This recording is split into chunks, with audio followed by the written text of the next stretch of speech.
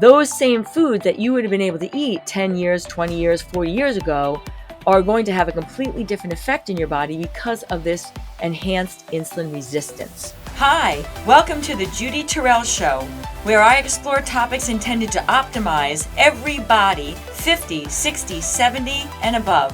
Hi, everybody. Welcome to the Judy Terrell Show.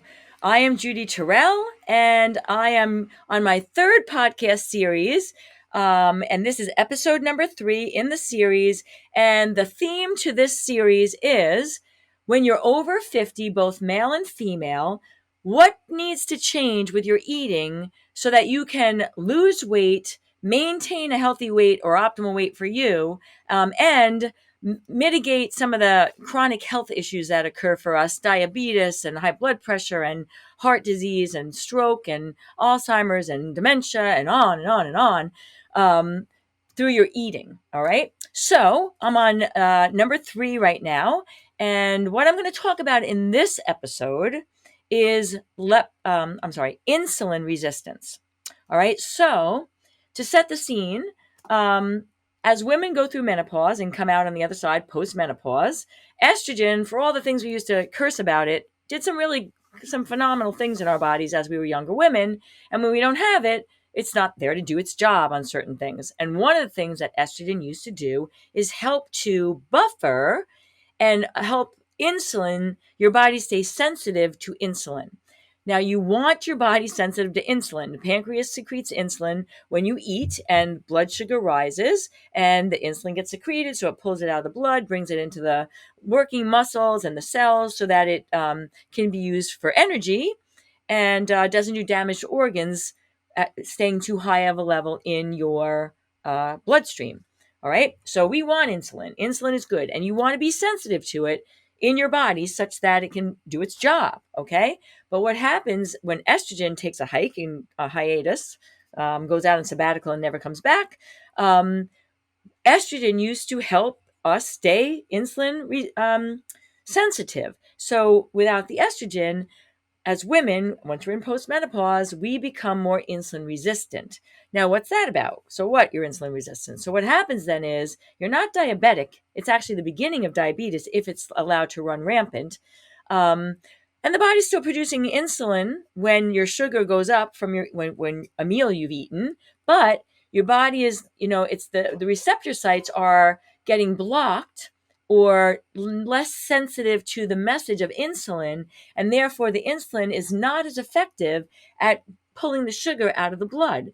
And when that happens episodically, too many times, it is going to result in a high A1C number, which is diabetes. All right. So insulin resistance is not a good thing. We don't want that, but we are going to become more that way as women once we're postmenopausal.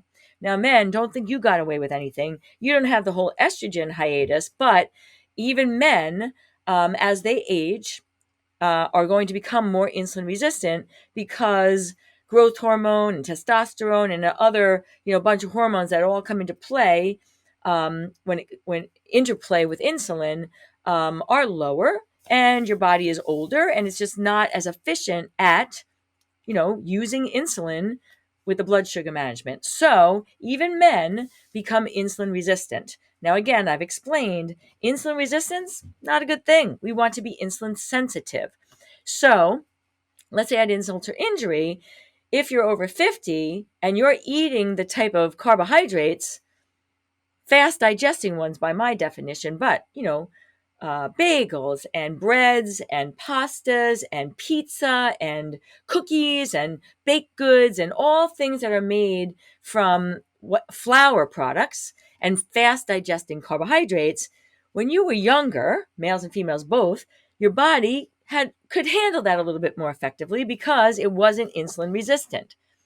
But now that you're insulin resistant, both men and female, those same foods that you would have been able to eat 10 years, 20 years, 40 years ago are going to have a completely different effect in your body because of this enhanced insulin resistance. I have many a client that comes into me who's 55, 65, 75 and says, I'm eating the same way I've always eaten. And a woman will say to me, I've got this belly fat that I've never had before. Or the male will say the same thing. He's like, I'm still active. I'm working out. I try to eat well. I do get into my carbs, but I don't understand what's happening. I'm not overeating. If anything, I'm eating less of it, but I'm still battling a weight issue right now, and I've never had that.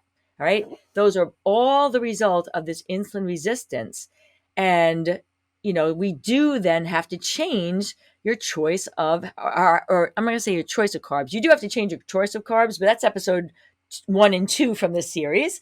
But separate from that, let's say you are eating all the same stuff because you don't want to give it up, or even just intermittently you're eating it. I've got the hacks for over 50. What do you need to do so that you're not becoming a victim to the ravages of insulin resistance? All right. I've got 2 hacks for you. The first one, I'm going to use this term even though I hate it, is intermittent fasting. All right. I hate it because when people hear it, my experience with my clients is that when hears intermittent fasting, they somehow believe that there's some like magical thing that happens from intermittent fasting. All right, that you can then not eat for a certain period of time, or within only this one window of time within every day. And then in that window, you can eat whatever the heck you want. But if you don't eat the rest of the time, then you're going to lose weight. And that's not how it works. Okay. But how it does work for people who are struggling with insulin resistance is if you stop eating at 8 o'clock at night and then don't eat again until around noon, you are now going, what's that, 12, 13, 14, 15, 16 hours. And that's the typical intermittent fasting protocol, 16 hours of not eating and an 8-hour eating window. So you would eat from noon until 8, but you're not eating from 8 until 12 overnight. And you're using overnight as your, ability to get through that time frame. It's much harder to do that if you try to do that, through the day.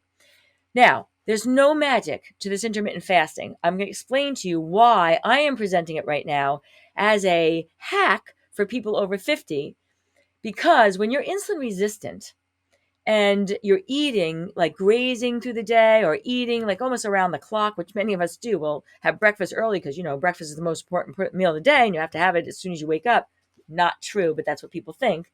So they're starting to eat as soon as they're out of bed, and then they're going, late into the night with snacking, and they're eating all intermittently through the day. And so your body is constantly getting, glucose and forms of sugar and carbohydrate into the bloodstream.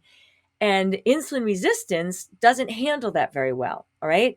So if you can now cut down and leave a window of opportunity where you're not bringing in more of that substrate, it's almost like you're giving your body these 16 hours a time to catch up with the food that you put in the 8 hours, thereby helping you to become more insulin sensitive. It's when you're eating all through, the 24-hour period almost, where your body has always got, food coming through it, that the insulin resistance becomes more problematic. All right. Now, I have a lot of clients that they just, that's not appealing to them, or their work, kind of schedule makes that difficult to do, or like I said, they just don't want to do it. So here's what I'm going to say to you.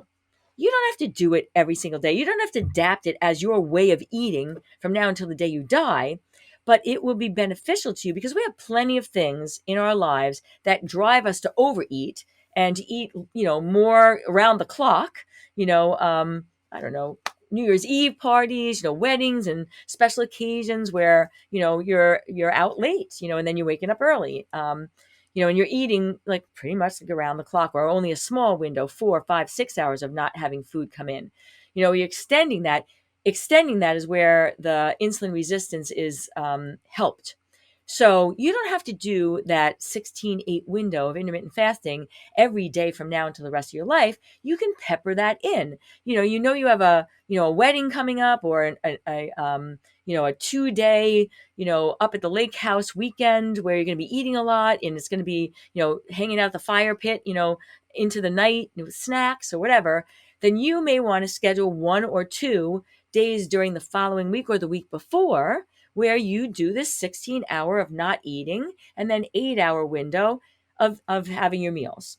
Because that is now buffering, the times where you're not doing that and you're doing the complete opposite.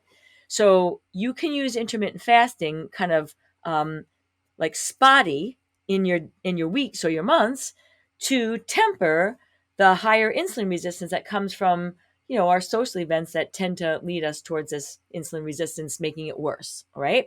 So intermittent fasting. But now let me just mention the 8 hours that you're eating, you don't get to eat whatever you want. You really want to stay with, slower digesting carbohydrates, whole grains, starchy vegetables, mixed with lean proteins, and healthy fats. So, and portioned to stay within a certain budget during those 8 hour window of eating. But that 16 hours of giving your body time to not have more come in, it's almost like if you have a party and you have like a week of, relatives visiting or friends, and they're in and out of your house. They're, tracking mud and dirt, and you're trying to stay up with the dishes and this and that. But everyone's, as soon as you wash them, they're using more, and you can't keep up with it. And then everyone goes, and it's just you in your house again. And then you have like just no traffic. You have time to catch up with all the traffic that just was in for the last week. That's kind of how the intermittent fasting aids you with the insulin sensitivity, which we want. It gives you that time to kind of catch up with all the other times where you're eating stuff, frequently and hours and hours, and there's not enough time for your body to catch up to it. So that's hack number one. Okay, hack number two is my way of terming it is I call it interval eating. So now interval eating is the same concept of like interval training. Interval training is like you go really hard for like 30 seconds or 60 seconds or 90 seconds, and then you have a recovery phase. And you do that in a series. If you try to stay at that high level of output that you're doing on the interval for like the whole workout, you'd crash and burn. You'd never be able to do it. But because you do an interval of this really high, and then you have a recovery, that gives you the recovery time to then get ready, and then you can do another high interval. So my interval eating hack to help to increase insulin sensitivity and decrease insulin resistance, which happens when you're over 50 for men and women both, is interval eating. And what that is you're not doing the fasting thing. You can eat, breakfast at 6 a.m. and you're going well beyond the 8 hour window, and you're eating, 16 hours and sleeping for 8. So it's the reverse. And you can do that, but every so often throwing in an interval day. And what I mean by interval day is this is a day where you are purposefully eating a lower calorie intake. You're eating less meals on this interval day, and you're going to get hungry. So I usually tell people to do a 2-meal day. So you might be having a lunch meal and then a dinner meal. All right. And then that's it for that day. They're portion controlled as if they were your normal lunch and dinner. It's not like you're having bigger meals to make up because you're not having other meals that day. So that by the end of that day, you're actually at a calorie deficit that's lower than what you would normally take in, even if you're on an eating plan for weight loss. And that's an interval where it's a harder day. It's like you're going to get hungrier. You got to like really work this mentally. But the reason why you can get through it is because just like with the interval training, this interval day, you're going to be hungry by the time you go to bed, but the next day you wake up and you're back on your normal plan. All right. And psychologically in your mind, you can wrap your mind around, okay, just this one day. And then you'll have 3 or 4 more days where you're on your normal eating. And then you might do another interval day. All right. But what's happening with those interval days is just like with the intermittent fasting, you're giving your body time to like not have more coming in so it can catch up with cleaning up all the extra metabolic waste and the sugars and the food components that are part of digestion, but your body is not able to keep up with it as we get older. It needs this time to kind of step back and kind of clean everything up before you bring more in. Now, that in and of itself, both those techniques are going to help you to become more insulin sensitive. And again, a little asterisk up here. If you don't, binge on the hours that you're eating or on those 2 meals on the interval day, because then you're going to destroy the whole premise here, and you're not going to make any headway.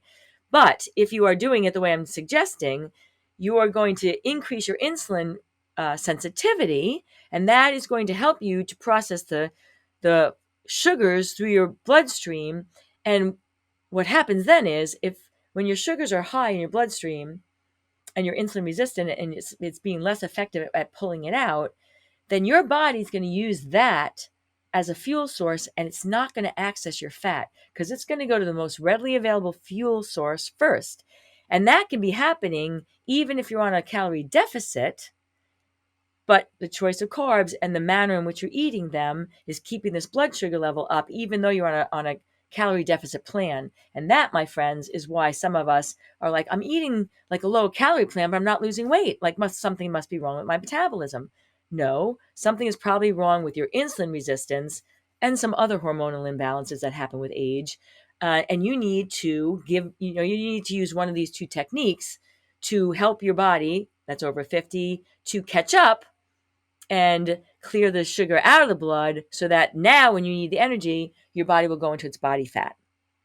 All right. So this is my third episode in my series on what do you have to do when you're over 50, men and women both, in order to facilitate weight loss, optimal weight management, and to mitigate some of the health conditions that we tend to get, these chronic illnesses over 50.